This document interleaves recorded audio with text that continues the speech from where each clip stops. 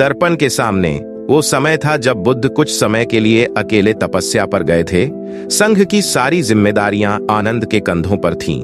हर कोई उन्हें देखता था, श्रद्धा से, कभी कभी संशय से भी, क्योंकि अब वे केवल सेवक नहीं थे, अब वे नेतृत्व में थे।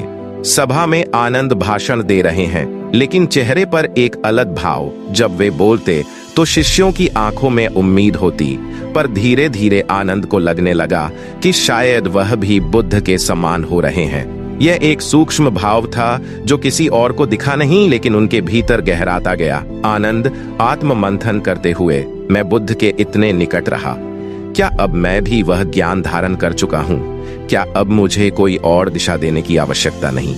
यह प्रश्न नहीं था, यह प्रश्न नहीं था, यही प्रश्न नहीं था, यह छिपा हुआ गर्व था जो सेवा के आवरण में धीरे धीरे आकार ले रहा था। बुद्ध लौटते हैं, आनंद उनका स्वागत करते हैं। बुद्ध लौटे, संघ ने स्वागत किया, आनंद ने भी किया, लेकिन इस बार उनकी आंखों में वो पुराना विनम्र भाव नहीं था। बुद्ध ने देखा पर कुछ नहीं कहा, केवल मुस्कुराए। कुछ दिन बाद बुद्ध आनंद को अकेले बुलाते हैं। बुद्ध शांत स्वर में, आनंद, जब दर्पण साफ हो तभी चेहरा साफ दिखता है, लेकिन अगर दर्पण पर ही धूल जम जाए तो क्या हम स्वयं को पहचान सकते हैं? आनंद, भंते, क्या मैंने कुछ भूल की? बुद्ध, नहीं, लेकिन सेवा जब सम्मान बनने लगे और ज्ञान जब गर्व बन जाए, तब आत्मा का दर्पण धुंधला होने लगता है। आनंद चुप, आंखों में जल भर आता है। आनंद कुछ कह नहीं पाए।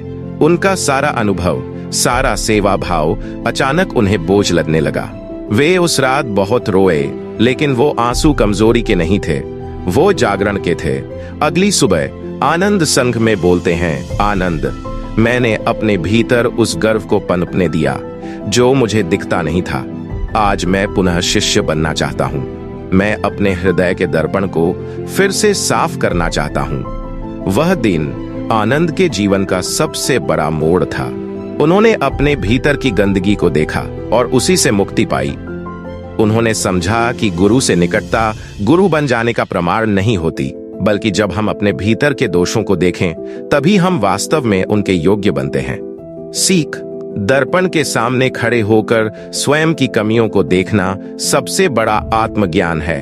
आनंद ने यही किया और यही कारण है कि वह इतिहास में केवल एक सेवक नहीं, बल्कि आदर्श शिष्य बनकर अमर हो गए।